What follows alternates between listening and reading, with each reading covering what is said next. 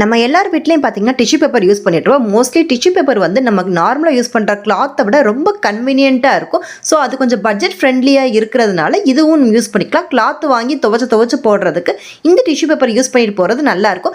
இந்த tissue paper பார்த்தீங்கன்னா just 99 ருபீஸ்க்கு 2024 வாங்கியிருந்தேன். மொத்தமாக ஒரு 3 ரோல்ஸு 2 ப்ளே தான்.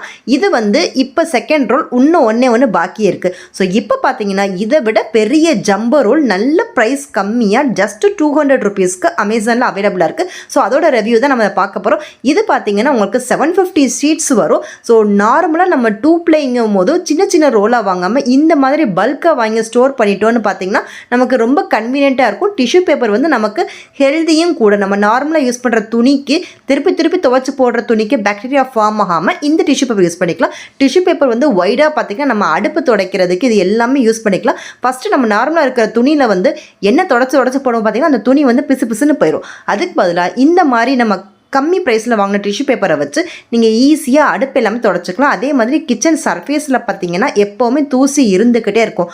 அது எல்லாத்தையுமே இந்த டிஷ்யூ பேப்பரில் வந்து தொடச்சிக்கலாம். ஸோ 2 ப்ளைங்கிறதுனால ரொம்ப சாஃப்டாகவும் இருக்கும். நம்ம நார்மலாக ஃபஸ்ட்டு ட்ரை கிளீனிங் இந்த சிம்னியில் பார்த்தீங்கன்னா க்ளீன் பண்ணி தான் இருக்குது. ஆனால் தூசி தெரியுது இல்லையா, இதை எடுத்துக்கலாம். 2 ப்ளை வந்து பார்த்திங்கன்னா உங்களுக்கு 2 பேப்பர் சேர்ந்த மாதிரி இருக்கும். சிங்கிள் ப்ளை வந்து டாய்லெட் பேப்பருக்கு கரெக்டாக இருக்கும்.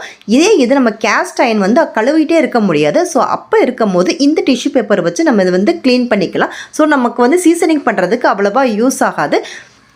இதே மாதிரி இந்த தோசைக்கல் இது எல்லாத்தையுமே நான் வந்து டிஷ்யூ பேப்பரை வச்சு தான் ஆயில் வச்சு ஸ்ப்ரெட் பண்ணி நான் ஸ்டோர் பண்ணி வச்சுக்கிறேன். இப்போ மீன் பொரிக்கிறோன்னு பார்த்தீங்கன்னா அடுப்பு சைடில் எல்லாமே தெரிச்சிடும். அப்போ இந்த துணியை வச்சு நம்ம தொடச்சோன்னா வீடு ஃபுல்லாக ஒரு வாரம்னாலும் மீன் ஸ்மெல் வந்துகிட்டே இருக்கும்.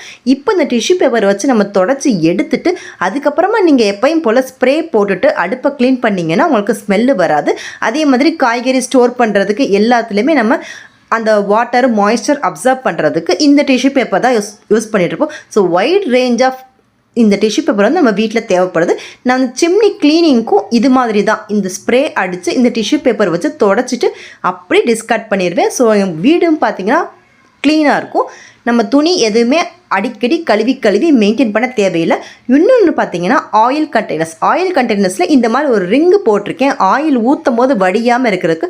ஸோ அந்த ரிங்குக்குள்ளேயுமே நான் டிஷ்யூ பேப்பர் வச்சு தான் மெயின்டைன் பண்ணிகிட்ருக்கேன். பார்க்கவும் நீட்டாக இருக்கும். தென் பார்த்தீங்கன்னா உங்கள் சிம்னியோட சக்ஷன் பவர் எப்படி இருக்குன்னு. ஸோ இப்போ சிம்னியை வந்து போட்டதுக்கப்புறம் பாருங்கள் இந்த பேப்பர் எவ்வளோ உறிஞ்சிக்கிறது.